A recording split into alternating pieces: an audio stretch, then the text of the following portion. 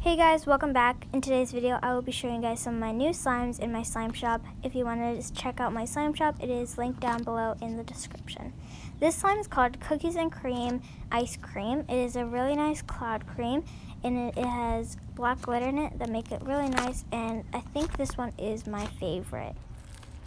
This slime is called Under the Sea, and it is a really nice crunchy slime. It is crunchy because it has some clear fishbowl beads, some blue bingsu beads, and blue glitter that make it all really nice.